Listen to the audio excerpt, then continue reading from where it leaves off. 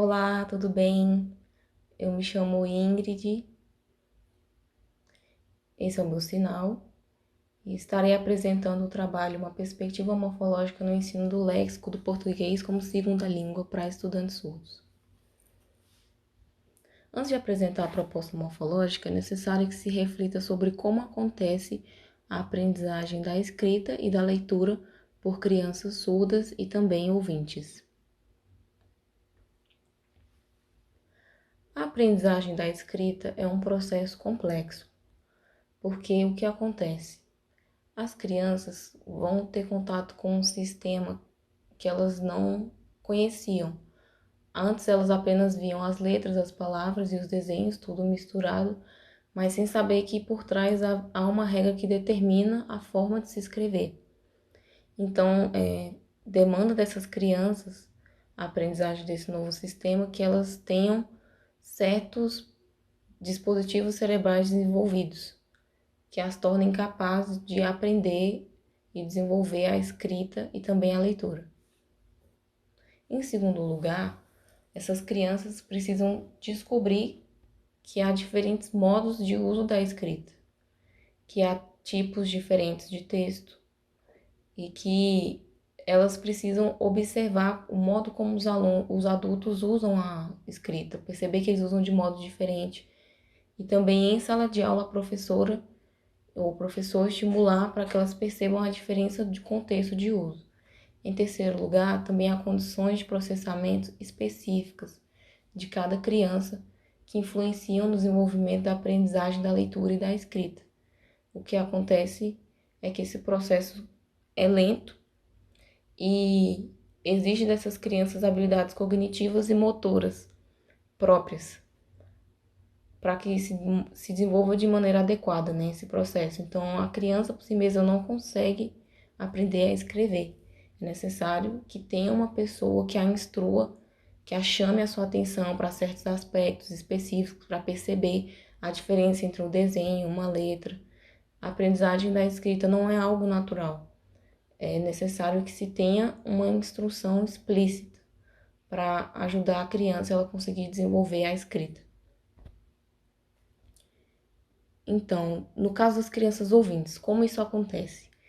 Já há muitos anos de pesquisa e investigação quanto a esse aspecto e se descobriu o quê? Que, primeiramente, a criança ouvinte precisa ter passado pelo princípio alfabético, que se trata da criança perceber que a escrita ela não identifica diretamente o sentido, mas, em primeiro lugar, ela representa a fala. Ela codifica a fala e depois ela atinge o sentido. Então, a criança começa a relacionar a letra com o som, ela começa a perceber, ter essas percepções quanto ao uso da escrita. E, em segundo lugar, a criança também precisa desenvolver uma consciência fonológica. O que seria isso? É a percepção de que a fala pode ser segmentada. É quando a criança começa a perceber que consegue se quebrar a fala em sílabas e depois quebrando mais ainda em letras. E assim, com essa sensibilidade sobre a fala, ela começa a passar isso para a escrita e perceber que tem partes. Em terceiro lugar também, quanto mais a criança lê e escreve, quanto mais ela pratica, mais rápido ela consegue aprender a leitura e a escrita e se desenvolve mais rápido, porque ela começa a relacionar a letra com o som, o fonema com o grafema. Então, esse processo se torna mais automático porque ela tem um contato e assim consegue memorizar melhor a forma das palavras por estar sempre vendo elas e lendo. E também o que acontece, por último, né? O que ocorre em sala de aula também influencia nesse processo, porque a criança ouvinte passa a ter contato com palavras novas. O seu léxico se expande porque ela conhece palavras novas. Então, a metodologia e as estratégias usadas dentro de sala de aula influenciam e têm resultados positivos na aprendizagem da leitura e da escrita. Mas e no caso das crianças surdas, como acontece? Então, nós sabemos que no caso das crianças surdas, o fator sonoro não é o relevante, não é principal e significativo no caso delas, porque o que acontece com elas principalmente é um reconhecimento visual. Mas mesmo sabendo disso, ainda restam algumas dúvidas e perguntas que não têm respostas claras. Então, no caso das crianças surdas, como se dá o processo que eu posso definir de fato? Ela está aprendendo a ler e escrever. É quando ela percebe que se eu juntar várias letras eu formo uma palavra, é quando eu percebo que uma palavra representa um sinal, é quando ela percebe que o que está escrito é a mesma coisa da língua de sinais, só que numa modalidade diferente. Então, o que acontece quando a criança surda está aprendendo a ler e escrever? E também quanto ao aspecto da Libras. A influência que ela exerce nesse processo é pouca ou é muita? Também é só uma questão de memorização? É só a criança decorar palavras? Não tem outros processos cognitivos? Não tem outra associação envolvida dentro desse processo?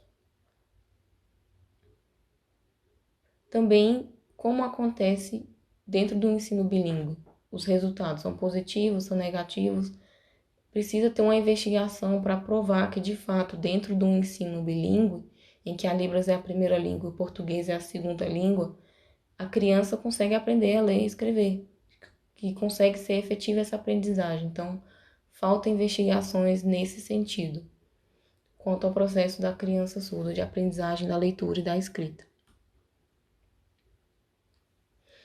De que modo pode-se trabalhar o léxico do português com surdos? Vamos conhecer a perspectiva morfológica.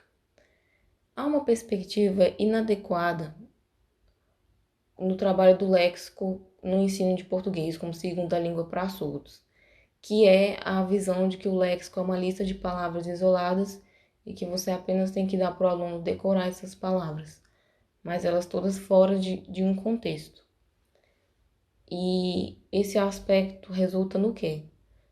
Na perspectiva da parte do aluno de que o português é uma língua pobre, porque ele só vê ela fora de contexto, uma lista de palavras isoladas e que é sempre a mesma coisa que tem que decorar. Então, o aluno não tem interesse, porque é uma coisa desconexa, parece que a língua não tem vida, e também exige um esforço maior da memória, porque não tem associação. Sobre a perspectiva morfológica no trabalho com o léxico, como acontece? Primeiramente, é preciso que se estimule o aluno a ver a palavra extraída de um texto, de um contexto real de uso, e depois que ele vê essa palavra, ele tomar consciência sobre as partes da palavra, sobre os morfemas, sobre as significações que essa palavra tem. Em terceiro lugar, com esse processo, o aluno vai entender o funcionamento do léxico em português, para no futuro conseguir se apropriar dele, conseguir se apropriar das palavras na leitura e na escrita de textos. Ela vai conseguir entender melhor porque ela vai ter percebido e enxergado a palavra do modo que acontece. Então, isso vai ter que tipos de consequências, né? Que o aluno vai conseguir aprender as palavras de uma forma melhor do que a memorização, porque ele vai desenvolver associações e ver que a língua é uma língua viva de fato. Então, na prática, como isso acontece? É necessário que o professor conheça o funcionamento do léxico do português e também o uso de textos de tipos diferentes, o trabalho com atividades indutivas para estimular a atenção do aluno, para estimular que ele reflita sobre a palavra, para que certas formas da palavra no português sejam focadas e ele perceba que tem formas específicas. E também o uso de dicionários de maneira adequada, conforme o contexto do aluno, a sua idade, o ano escolar em que ele se encontra, a própria definição das palavras no dicionário, tudo isso em acordo com o aluno, a situação do aluno. E por fim, um estímulo para os alunos olharem a palavra e refletirem sobre ela, pensar sobre a sua estrutura, o seu significado e os sentidos que ele tem. Então, para finalizar, alguns exemplos de como acontece de fato essa perspectiva morfológica. Esse caso da palavra menino. mostrar uma marca na palavra para ele perceber, né, que o O final é uma desinência que representa o gênero. Então, quando é menina, você muda e fica A. Então, faz essas associações, dá um destaque na palavra para a criança olhar e pensar, teve uma mudança. Antes era... E o artigo que combina antes também, então era o menino, a menina. E assim a criança começa a perceber, você começa com coisas mais concretas para depois partir para o mais abstrato. O caso do plural também, a mesma coisa, né? Então, um menino e dois meninos, mais meninos, o que acontece? Você coloca uma marca no final da palavra, que é o S. Então, a criança vai ver, S, o que aconteceu? Antes não tinha nada. Depois eu coloquei um S, e esse S representa isso, tem um significado. Também no caso do diminutivo, né? Expressando dimensão. Antes você tinha casa normal, um tamanho normal. Depois você colocou um inha e viu que a dimensão diminuiu, uma casa pequena. Então, dá essas associações, essas relações para a criança perceber como se expressa, que uma marca na palavra tem uma expressão. Então, gostaria de agradecer a todos vocês que assistiram. Também agradecer às pessoas responsáveis na organização do congresso, em especial a professora Sandra Patrícia e as outras professoras que estão aqui na banca. Deixo meus agradecimentos. Aqueles que precisarem do contato, o do e-mail está presente. Obrigado mais uma vez. E essas são as referências